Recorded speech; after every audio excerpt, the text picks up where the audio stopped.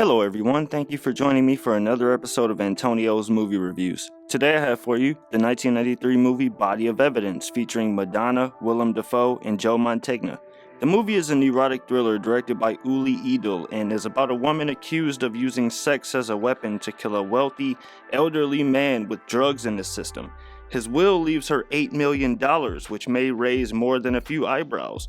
Madonna plays Rebecca Carlson, Dafoe stars as Frank Dulaney, and Mantegna is D.A. Garrett. Personally, I'll begin by saying that the true genre of this movie should be legal thriller, as it mostly takes place inside a courtroom with D.A. Garrett accusing Carlson of literally seducing a man to death.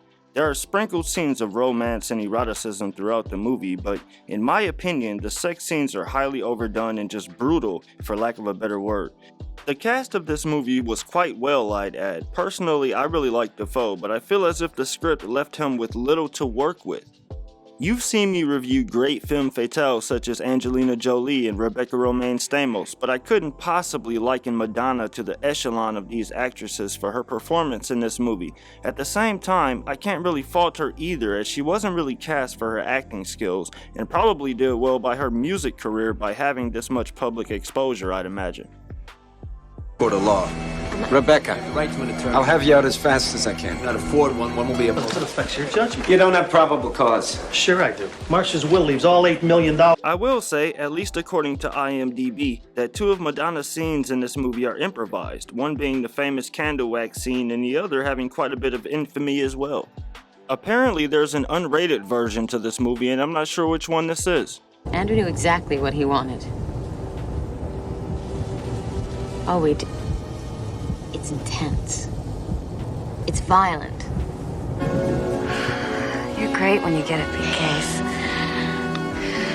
Anne Archer, I'll go as far as to mention, is far from her performance in Fatal Attraction also. Again, I honestly feel as if Uli Edel just didn't have the vision. I personally saw her shovel the stuff up her nose. Was that good enough? Smoking gun? Frank, she was in love with him. Don't you see that? Andrew Marsh must... The real question is, has Frank heard of a smoking gun? I mean, who else would it be? This is Frank Dulaney. How do you He's do? my lawyer. Hello. Could you give me my medicine? Although Uli Edel didn't have much of a vision for the film itself, I would say he definitely had the star power. Say with someone like Adrian Lyne at the helm, this movie might have achieved a greater notoriety than it deserved due to having, in my opinion, one of the better directors in this genre directing the film. Frank is starting to fall victim himself. I'm your lawyer. It doesn't look good. Nobody's looking. Frank. Yeah? Personally, I thought the court scenes in this movie were very nicely written. To me, they had a lot of gripping aha moments, in case you like these sort of legal movies as I do. That being said, I believe this movie's writer Brad Merman didn't do a bad job. To me, it's just the overall stylization of the movie, it's just not there. Marsh suffered his fatal heart attack while he was restrained. Yes, sir. And your contributing causes of death. I think this is a reasonable line of questioning. I'll allow it. Signature of the responsible party, the person who brought him into the hospital. Would read the name out loud, please. Joanne Breslin. In my opinion, the movie really just doesn't give us much memorable cinematography or even much, great lighting for that matter. I can only really think of parking structures, candle wax, and courtrooms after watching this movie.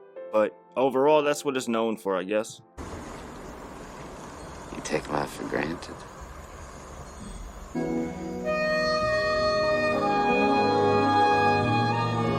A lot of reviews I see on this movie say that Madonna and Dafoe lacked chemistry, but I see it here. I also enjoyed Julianne Moore as Dafoe's wife. She can be seen also in The Hand That Rocks the Cradle in a much more aggressive role, which I thoroughly enjoyed. Would you see if Michael's up yet? Yes, we dated. Keep your... Body of Evidence did not offer much confusion in my opinion as to who the real killer actually was. I'll say that was one of the downfalls of the movie itself. I think that if you want to do the entire courtroom drama thing, then you have to add suspense, which this movie indeed had none of that. Once you saw Madonna manipulate Dafoe, you knew right away that this was gonna end badly. At least I did. You were brilliant. Gabe, hit me 3. You got it. The erotic scenes also seem strategically placed, like after a boring courtroom scene, voila, here's the parking structure scene.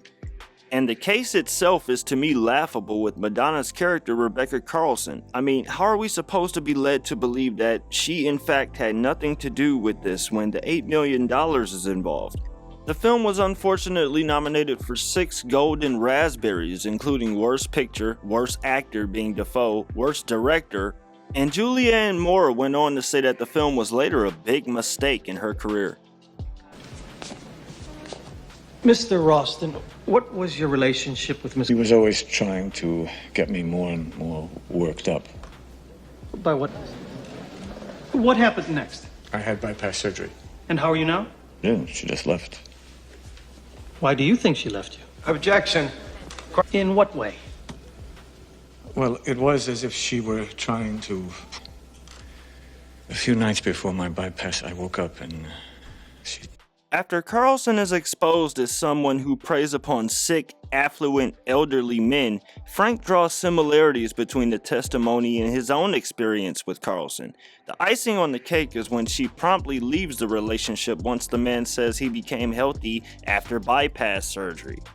There must be something in Dafoe's contracts where he always has to have beautiful women in movies he's cast in. I thought we were happy.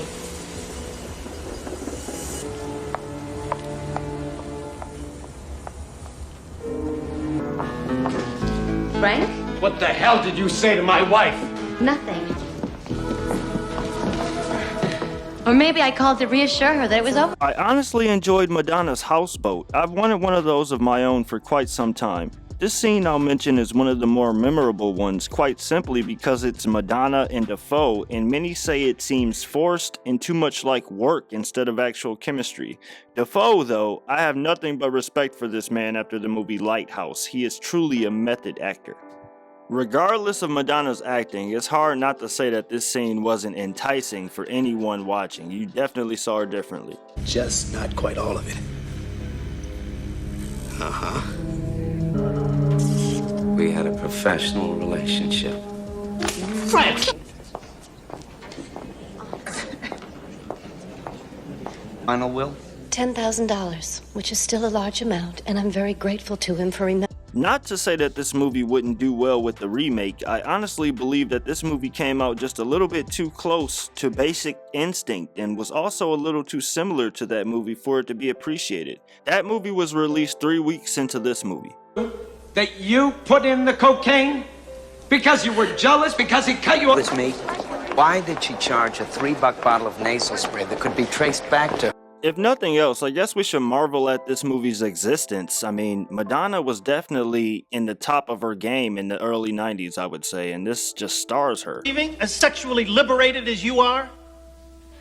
I couldn't compete. The legendary Frank Langella. The inevitable plot twist of this movie, to me, was still enjoyable as I still had not prepared myself for it mentally the first time I watched this movie. Rebecca's testimony ends up convincing the jury and she ends up acquitted. She mockingly thanks Frank for helping a guilty client go free, knowing she cannot be tried for the same crime twice due to double jeopardy. You almost convinced me.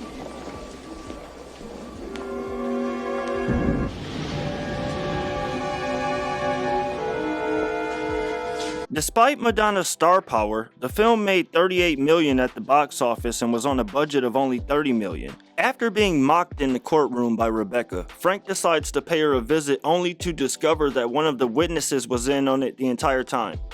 I fucked you, I fucked Andrew, I fucked Frank. That's what I do. I fuck. Makes you look guilty as hell.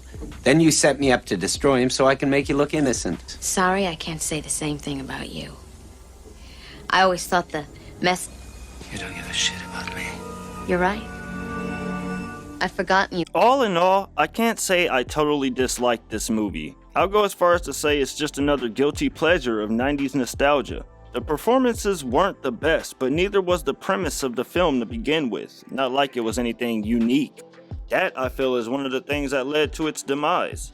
It's honestly hard to believe that Rebecca ended up going out this way at the hands of an angry lover and then plunging out of a window to her death, but I honestly like this ending better than Slivers, I guess.